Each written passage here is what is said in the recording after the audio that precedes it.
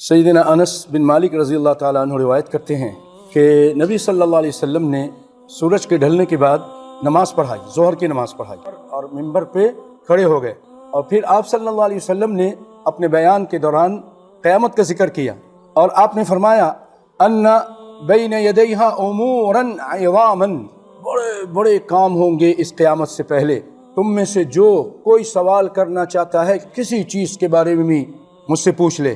پھر آپ قسم کھا کے کہتے ہیں فواللہ، اللہ کی قسم تم کوئی بھی چیز آج مجھ سے نہیں پوچھو گے مگر میں تم کو اس کی خبر دوں گا، ما دمت فی مقامی ھذا، ایک شرط ہے کہ جب تک میں یہاں پر موجود ہوں۔ پیارے بھائیو، اس کی وجہ کیا تھی؟ ایسا ہوا کہ منافقین اور دیگر لوگ یہ بات لوگوں میں پھیلا رہے تھے کہ نبی صلی اللہ علیہ وسلم کو جواب نہیں آتا، غلط پروپیگنڈا کر رہے تھے آپ کے خلاف، حالانکہ آپ عالم الغیب نہیں تھے، لیکن اللہ کی وحی سے جواب دیں گے۔ جب یہ سنا لوگوں نے رونا شروع کر دیا، اور نبی صلی اللہ علیہ وسلم بھی آپ فرما رہے ہیں پوچھو مجھ سے۔ ایک شخص کھڑا ہوا اور کہنے لگا کہ مجھے بتائیے کہ میں کہاں جاؤں گا، جنت میں یا جہنم میں؟ آپ صلی اللہ علیہ وسلم نے فرمایا النار، تیرا ٹھکانہ جہنم ہے۔ پھر اس کے بعد ایک صحابی ہیں عبداللہ بن حذافہ رضی اللہ عنہ، مشہور صحابی ہیں، بڑے ان کے کارنامے ہیں۔ انہوں نے سوال کیا من ابی یا رسول اللہ، اللہ کے رسول میرے بابا کون ہیں؟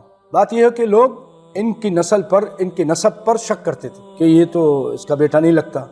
قالوا ابوک حذافہ، وہی نام لیا کہ تیرا باپ حذافہ ہی ہے۔ فوراً عمر بن خطاب اٹھے، اللہ کے صلی اللہ علیہ وسلم کے سامنے گر گئے، گھٹنوں کے بل گر گئے۔ فقال رضینا باللہ ربا، اللہ کے رسول میں اللہ کے رب ہونے پر ہم لوگ سب، اور اسلام کے دین ہونے پر، وبالاسلام دینا، نبی محمد صلی اللہ علیہ وسلم رسولہ، آپ کے یعنی محمد صلی اللہ علیہ وسلم کے رسول ہونے پر راضی ہیں۔